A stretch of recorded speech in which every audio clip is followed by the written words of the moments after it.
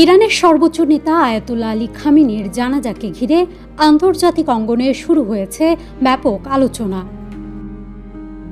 বিশ্বের বিভিন্ন দেশের ধর্মীয়, রাজনৈতিক ও কূটনৈতিক ব্যক্তিত্বদের পাশাপাশি বাংলাদেশ থেকেও কারা এই অনুষ্ঠানে অংশ নিতে যাচ্ছেন, এমন প্রশ্ন এখন সামাজিক যোগাযোগ মাধ্যম থেকে শুরু করে সাধারণ মানুষের মনেও। ইরানের প্রয়াত সর্বোচ্চ নেতা আয়াতুল্লাহ আলী খামেনির জানাজা ও রাষ্ট্রীয় শোক অনুষ্ঠানে অংশ নিতে বাংলাদেশ থেকে তেহরান যাচ্ছেন একাধিক প্রতিনিধি।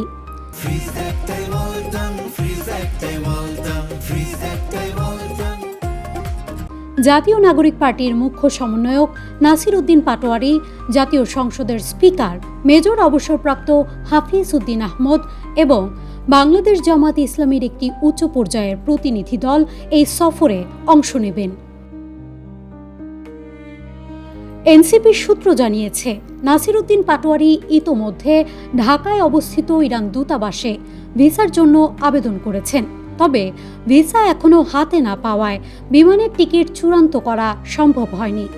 ভিসা পাওয়ার পরই তার সফরের তারিখ ও ফ্লাইট নির্ধারণ করা হবে। অন্যদিকে ইরান সরকারের আমন্ত্রণে আগামী ৩ জুলাই তেহরানের উদ্দেশ্যে রওনা হবে বাংলাদেশ জামাত ইসলামীর একটি উচ্চ পর্যায়ের প্রতিনিধি দল। ৯ জুলাই পর্যন্ত সফরসূচির আওতায় তারা জানাজা, রাষ্ট্রীয় শোক এবং বিভিন্ন সরকারি কর্মসূচিতে অংশ নেবেন। জামায়াতের দেয়া তথ্য অনুযায়ী দলটির নায়েবে আমির অধ্যাপক মুজিবুর রহমানের নেতৃত্বে প্রতিনিধি দলে থাকছেন মোহাম্মদ নুরুল আমিন, ডক্টর মোহাম্মদ কেরামত আলী এবং ডাক্তার এস.এম. খালিদুজ্জামান। সফরকালে তারা ইরানের সরকার এবং জনগণের প্রতি শোক, সমবেদনা এবং সংহতি প্রকাশের পাশাপাশি দেশটির শীর্ষ নেতৃত্বের সঙ্গে সৌজন্য সাক্ষাৎ করবেন। এদিকে ইরানের পার্লামেন্টের স্পিকার মোহাম্মদ বাগের গালিবাফের আমন্ত্রণে জাতীয় সংসদের স্পিকার মেজর অবসরপ্রাপ্ত হাফিজ উদ্দিন আহমদও তেহরান যাচ্ছেন।